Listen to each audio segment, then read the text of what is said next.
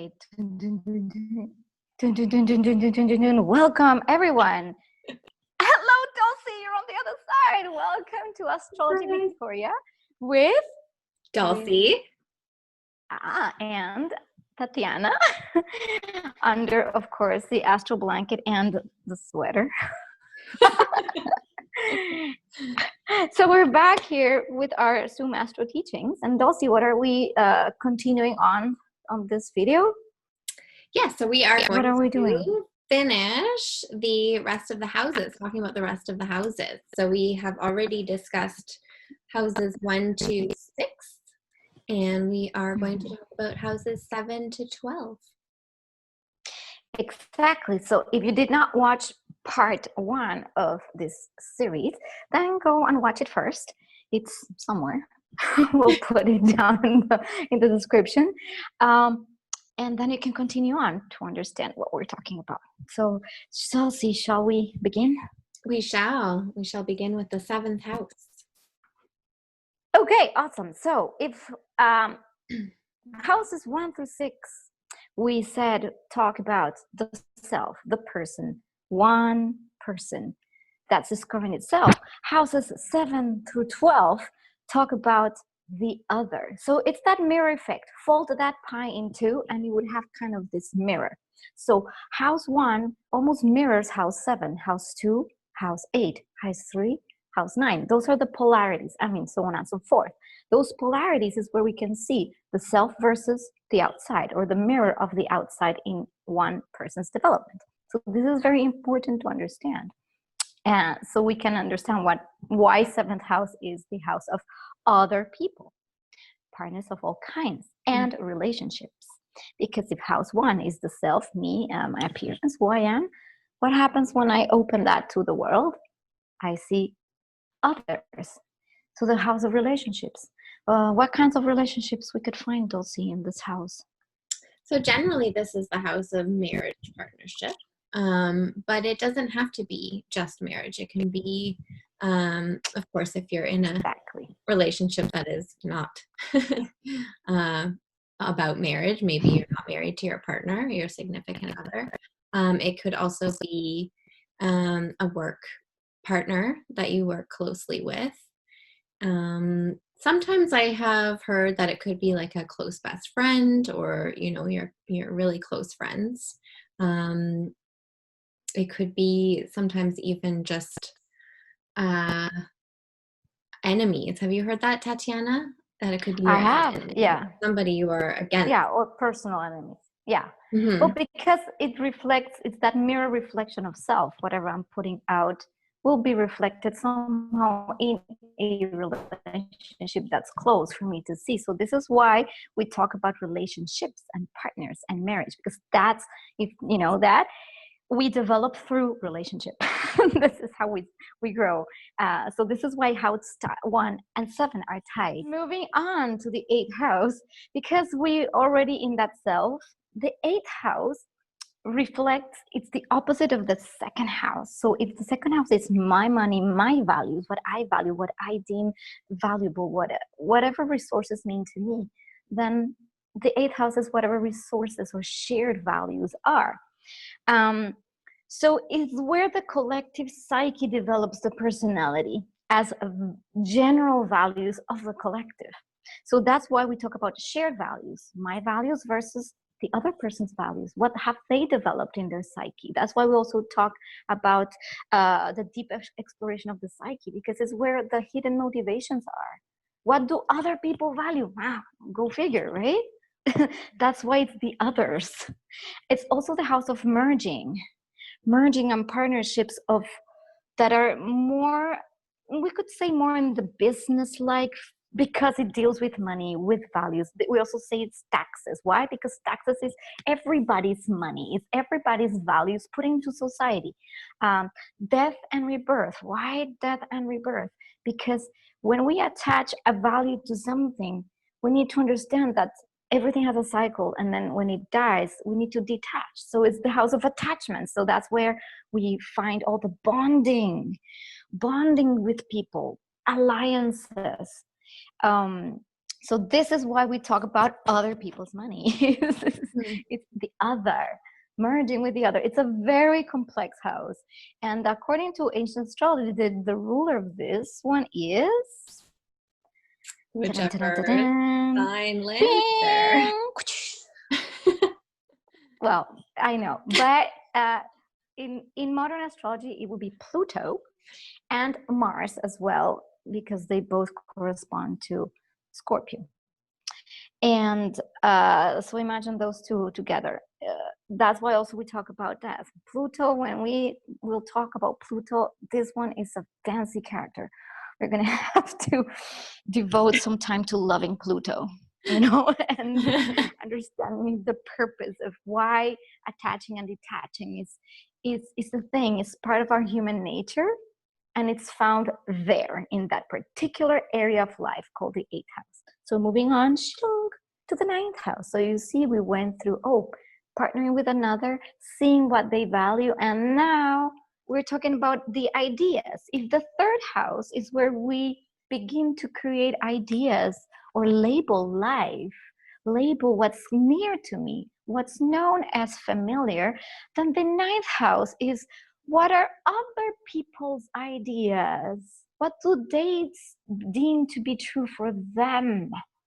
And that's why we talk about travel, international travel, higher learning, and religion. Why? Because my religious ideas may be not the same as yours. So you have to see really far beyond, because what means to me, I don't know, maybe in one culture, red means something, and in another culture, it means something else. So this is also the house of truths. Why? Because truths vary according to the context. And for each person, a truth is different according to their beliefs, their belief systems. And this is why we talk about religion. Higher learning. Why? Because you go and study what others have deemed to be true. That's why we study, right? So it's far beyond just our, I hear there is a cup. Oh, cup. I like cup. I don't like cup, right? It's really like, what does cup represent for somebody else? Or do they even have cups? Maybe not if it's another planet. Well, I don't know. So yeah, Dulcie, what could we say about, what else would you like to add to this wonderful 9th house? Yeah, just 9th house would be anything that is kind of broadening your horizons, expanding your mind, where the 3rd house is about your education, your upbringing, things that you've learned in school, whereas the 9th house would be things that you've learned through traveling, through university or college, or through experiences with things that are new, and just kind of open your eyes to things you have never even thought could be possible before. So yeah. I went to Paris. Oh my gosh, I saw the Eiffel Tower, and I saw it in reality. I didn't see it in a book. You see, this is exactly it. One day. Because the 3rd house is more about, yes, exactly. So it expands the horizon. So yeah. And who is the planet that expands horizons and expands everything? Dun, dun, dun, Jupiter. Dun, dun, dun. Jupiter. Where art thou? I think it's this big one here. You see? Big Jupiter expands horizons. So this is the ruler that lives there. He loves, and his house is probably huge. You can imagine, like, big mansion. That's where Jupiter lives. So yeah, expansive, big. That's Jupiter. And he's got like mansions all over the world. Oh, of course, all over. And he'll just travel around and go, this mansion here, this there. Oh, it's so fun, with a pool. Yeah. Okay, so that's 9th house. The 10th house. So again, if the 4th house is the family, the roots, the foundations, and the safety, what we're comfortable with in the home, then the 10th house is where we bloom into the world. So that's why we call it the house of career. We'll talk about mother and father in a bit, because that's a bit controversial depending on schools of thought. But when you blossom out in the world, that's what you are seeing from your roots up, like you see the flower. So the roots down here, this is the fourth house. And as you bloom, you are, ta-da, it's where you become in the world with, again, you have discovered yourself, you saw through others, you start sharing, you start learning. And then who do you want to be in the world? What do you want to bring to the world? That's why we talk about the 10th house, about also as the house of public public reputation, the status, and because that's where you become somebody for the world, and when you find meaning in the world. Oh, and by the way, backtracking to the ninth house a little bit, the ninth house is also the house where we find a higher meaning as well, in the sense that once we have gained a certain truth for us, then we move into the 10th house. And because there's this spiral of, oh, we've gathered self, we go into with the truths and the things I have learned. What do I want to become in the world? That's why, in general, when you go to university, it's because you're interested in something you then want to develop and be for the world, right? That's like the natural progression. So this is why career is there. And then why mother and father? This is the axis of home, and even though it's more not necessarily mother or father, it's more the fourth house is more tied to the feminine energies, and the 10th house in general to the masculine energies. However, this could be inverted, because the mother could probably potentially be more of that prominent parent. So this is relative to schools of thought. I've heard that it's father in the fourth, mother in the 10th, or inverted. So this, again, in the readings and people I've seen, it depends. Like my own mother, it's the 10th house for me, but for other people it's more their father. So you have to. Yeah, I've seen both. I know that in holistic astrology it would be the father in the fourth and the mother in the 10th. But when my teacher is reading people's charts, he'll also explain that it could be both parents in the fourth, or the father could be signified by the sun and not by the planet of the fourth. So that can kind of change depending on the person and how their family is. Exactly, because it's not about feminine and masculine as like it's really about who the more prominent parent is in the family. So again, this is left to discussion, but what's important to know is because it's authority, the 10th house is about the authority in the world. So who you become as an authority in the world. Like the flower that blooms and becomes something for the world, then this is why it's said to be linked to one of the parents. 10th house. Yeah, moving on. So once you've become something in the world, we move into the 11th house. So with the 5th house it's the ego self of me. Look at me. I am something that can be identified as a separate entity from anything.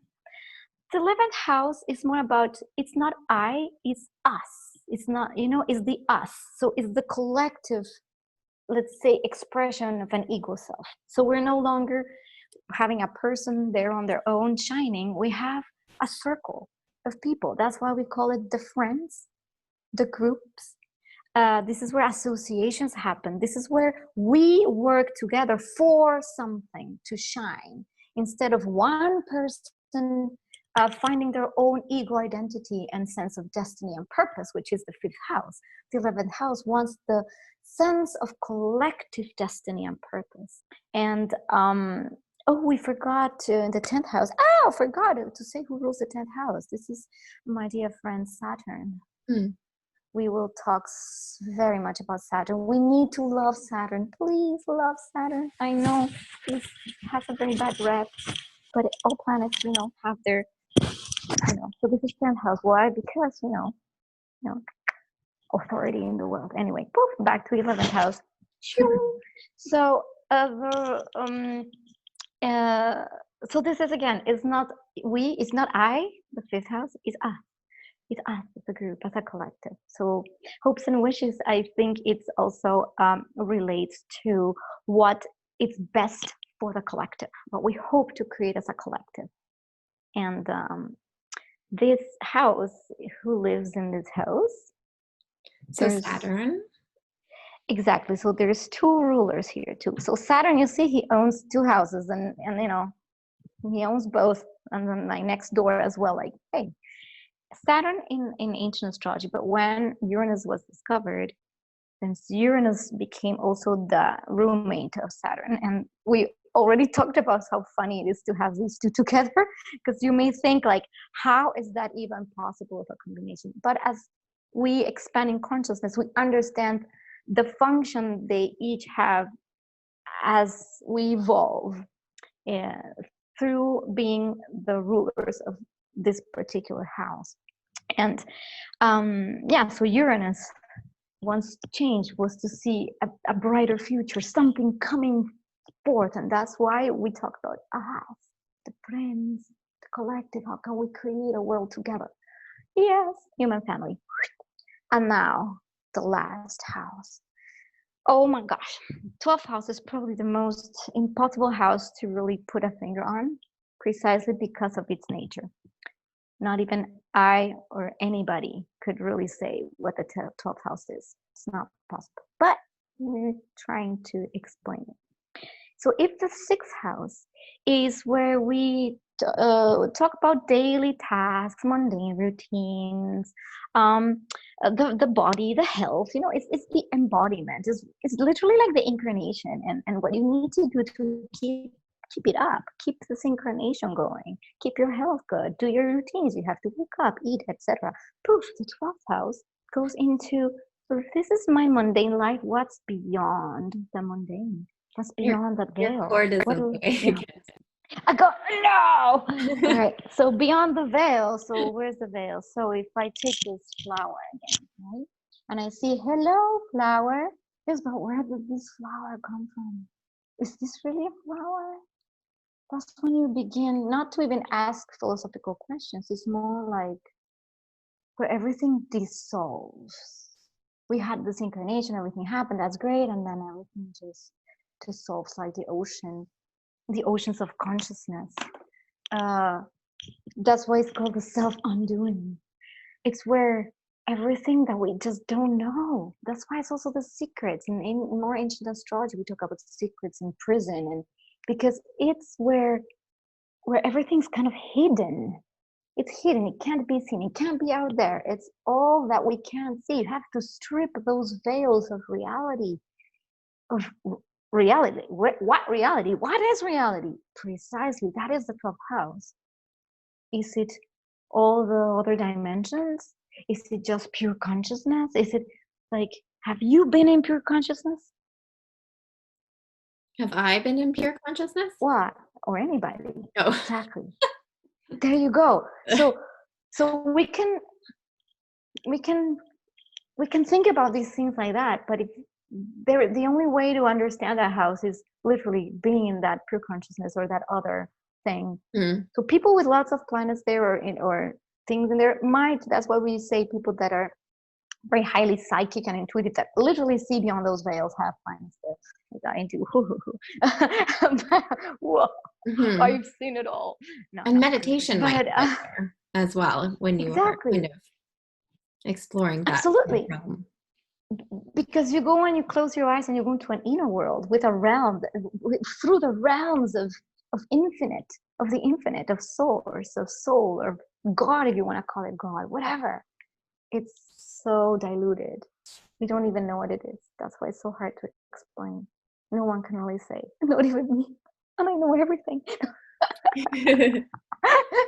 So yeah, this is the 12th house. And the 12th house, it's also considered the house where you see like escapism. In its lower nature, it will be like escapism. Because why? We want to go away from the real, the mundane. Again, what seems real, cup, to, oh, I'm gonna take a trip and the cup is gonna become a unicorn flying, right? because those things are real somewhere else. And this is why it's so hard to understand the 12th house, because the nature of reality completely dissolves, and even the ego dissolves. Everything dissolves, like everything is nothing, the void. So yeah, 12th house, good luck with that one. And that's why we also talk about the 12th house as being the house of mental illness. Precisely, you see a schizophrenic, they'll go like, yeah, but I'm seeing all these things, I'm hearing voices. Well, there's room to see why is that. That's probably a deep connection to 12th house things. Nobody really knows. No one can put. Yeah, if you have a lot of planets that are there, it could mean that you do have a mental illness. It could mean that you are very spiritual and psychic. It could mean that you work with people who have mental illnesses, or you work in a hospital or somewhere that is more secluded, or you work with people who are on the outskirts of society and are different from other people. In a more like mentally or spiritually, way. Yeah. So this is why it's the house of spirit as well, and the house also of the highest sense of purpose, which is not the fifth house sense of destiny or the ninth house sense of meaning. This is the higher meaning, the higher purpose, which is well, who knows? Exactly. It's maybe just coming back to unity. It might be the desires of that higher consciousness. So trickiest house, but it's where everything dissolves, and guess what? It starts again, back into the first house. New incarnation, new experience, new cycle, and then dissolution. This is why when we talk about the 12th house, we talk about everything just dissolves there, ends, so this completes our wheel of incarnation. And the 12th house is ruled traditionally by Jupiter, is the ancient ruler. Again, big, expansive. He doesn't only own houses all around the world. He owns houses like in different planets, different civilizations. He's got some ETs as roommates, and even he has a house in like the fairy world, through Jupiter. But the modern ruler is Neptune, and Neptune is literally like the goddess of the waters. Why? Because the water is you can't contain it. It just will always expand forever, like the ocean of consciousness. And Neptune is the modern ruler, so he lives together with that Jupiter guy. And Neptune is just so humongous, even wider than Jupiter. So not in the sense of size, but in the sense of dissolution. So Neptune is the modern ruler, who lives with Jupiter in all those awesome houses in outer space. So yeah, this completes our sequence. Wow. Yeah. We did it. I hope you are enjoying this, you like it, you understand, and if you have questions, just come, subscribe to us. We'll teach you more, share. Come to Astrology Victoria talks and astro chats, and let's all share together.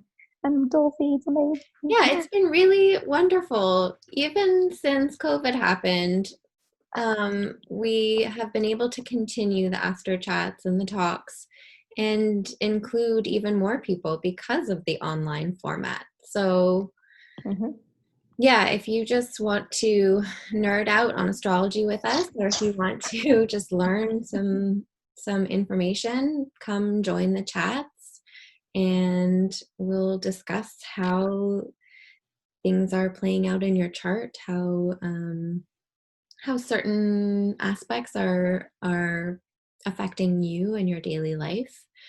And yeah. All right, guys. Yeah, so I think we can wrap it up here. And if we did not cover something, please feel free to share your comments.